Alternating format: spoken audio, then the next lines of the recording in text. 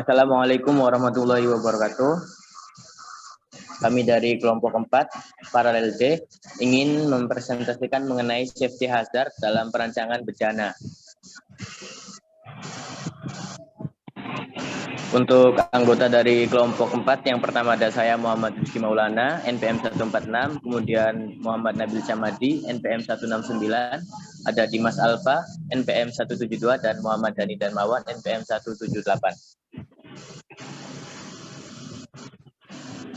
Yang pertama, pengertian dari bejana bertekanan. Bejana tekan atau pressure vessel itu merupakan wadah tertutup yang digunakan untuk berbagai macam keperluan dalam dunia industri maupun dalam kehidupan sehari-hari.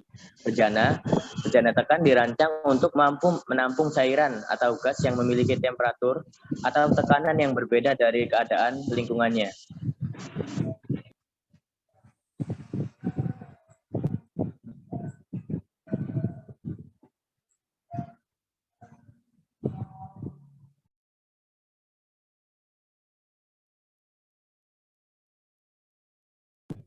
Untuk selanjutnya ada jenis-jenis bejana bertekanan. Berdasarkan ukuran tebal dindingnya, bejana tekan ini terbagi menjadi dua, yaitu bejana bertekanan berdinding tipis dan berdinding tebal. Untuk bejana tekan ini termasuk berdinding tipis itu ketika perbandingan tebal itu dibanding dengan diameternya itu di bawah 1:10. Sedangkan jika di atas perbandingan tersebut, maka bejana tekan itu termasuk berdinding tebal. Next, dasar hukum perancangan bejana. Bejana bertekanan ini diatur dalam Peraturan Menteri Ketenagakerjaan Republik Indonesia Nomor 37 Tahun 2016 mengenai keselamatan dan kesehatan kerja. Bejana bertekanan ini diatur dalam bagian kedua pasal 8 sampai 22. Next. Untuk macam-macam gas bertekanan di tempat kerja bejana tekan itu banyak digunakan untuk tempat penampungan udara atau gas bertekanan. Gas tersebut antara lain sebagai berikut, yaitu yang pertama ada inert gas. Gas ini dapat mengurangi kadar zat asam dan dalam keadaan biasa itu mudah bereaksi dengan bahan bakar. Sebagai contoh ada AR atau argon dan HE atau helium.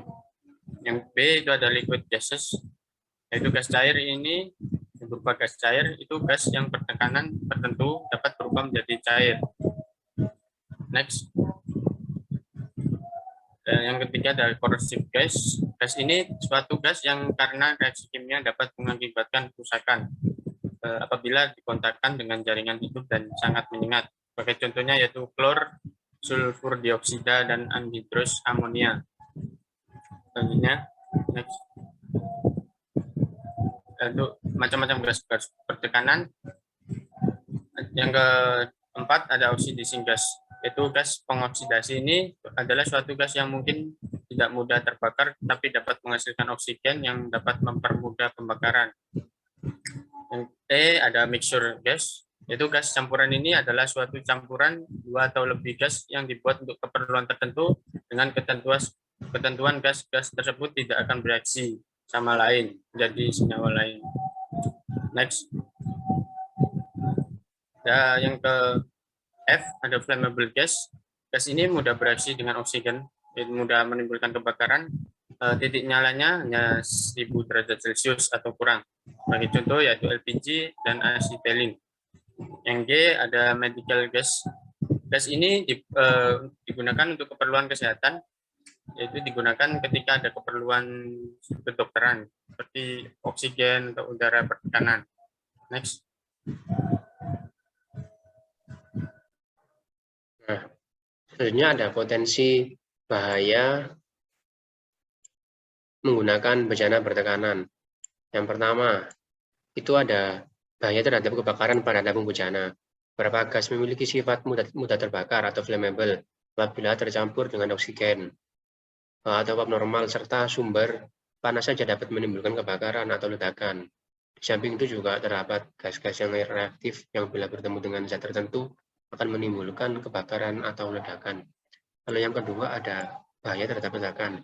Semua jenis gas yang bertekanan itu yang tersimpan dalam botol, baja maupun tangki gas itu mempunyai bahaya meledak. karena tidak mempunyai kemasan tersebut dalam menahan tekanan gas yang ada di dalamnya, ataupun karena adanya cat botol baja yang pada akhirnya tidak mampu menahan tekanan dari dalam dan akhirnya pecah atau meledak, atau karena sistem pengawalan botol itu tidak bekerja dengan baik.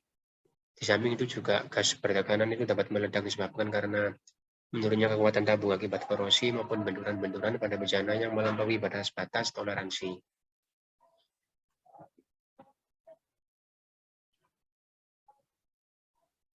Lalu ada persyaratan teknis bejana tekan.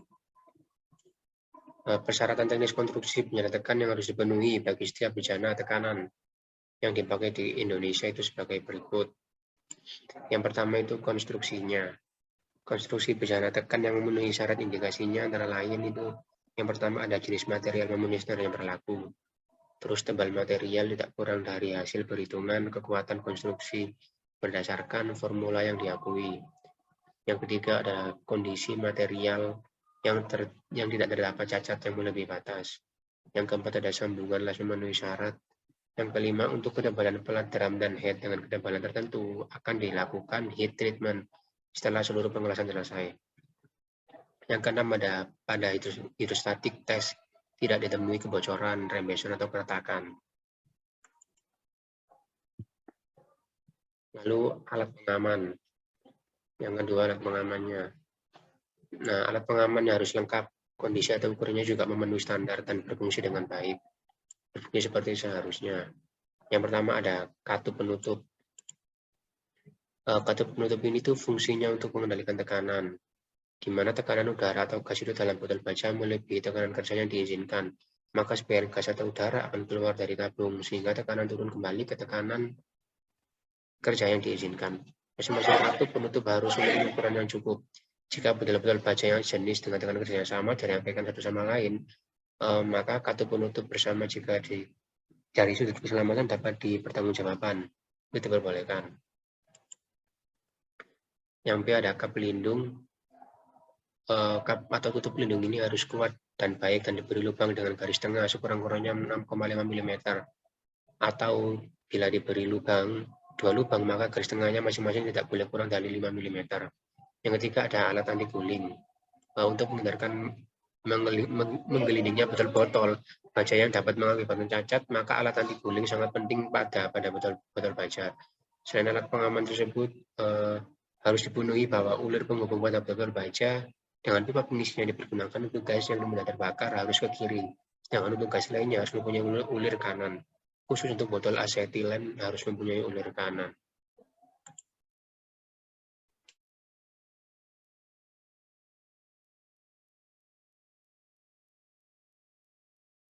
Baik, selanjutnya itu ada tanda pengenal baja bertekanan.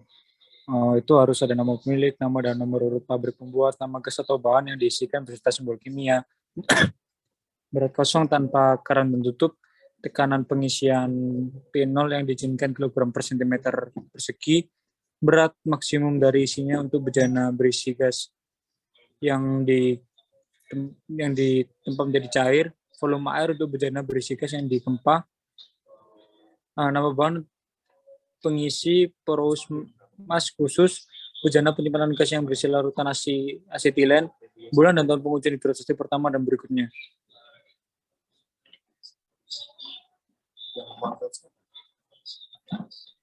Mungkin bisa dilanjutkan.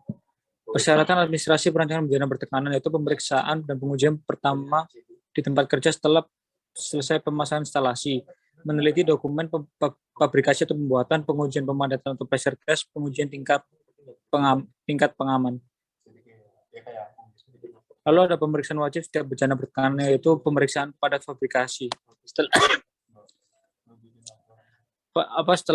gambar rencana suatu bejana tekan disiapkan oleh Dirjen Binosker Departemen Kementerian RI, maka proses pembuatannya di pabrik pembuat bejana tekan dapat mulai dikerjakan. Mungkin bisa dilanjutkan. Lalu ada pemeriksaan pertama. Untuk pemeriksaan ini wajib dilakukan sesuai SOP atau standar pemeriksaan yang berlaku sebelum suatu bejana tekan akan diterbitkan. Pengawasan pemakaiannya oleh instansi yang berwenang yaitu Depnaker Trans atau Disnasker Trans. Lalu ada pemeriksaan berkala. Untuk pemeriksaan berkala ini wajib dilaksanakan setiap 5 tahun sekali. Dan untuk pemeriksaan khusus ini apabila terjadi kerusakan atau reparasi, modifikasi, dan terjadi peledakan pada bejana pada tekanannya. Lalu ada pengembangan objek pengawasan ketiganya, yaitu ada pesawat uap dan juga bejana tekan. Untuk pesawat uap sendiri yaitu ada ketel uap, ketel air panas, ketel vapor, pemanas air, pengering uap, penguap, bejana uap, ketel cairan panas. Untuk bejana tekan ada bejana transport, bejana penimbunan gas, bejana penimbun, pesawat atau instalasi pendingin, botol baja, pesawat pembangkit gas asetilin. Dan ada juga instalasi pipa, yaitu di pipa gas, pipa uap, pipa air, dan pipa cairan. Ada juga di operator pesawat uap atau jurulas. Untuk pedoman bejana tekannya itu yang pertama itu harus mempunyai harga tekanan yang sesuai dengan harga tekanan kerja pesawatnya. Batas terendah itu tidak kurang dari 1/4 tekanan kerja dan tidak lebih dari 2 kali tekanan kerja.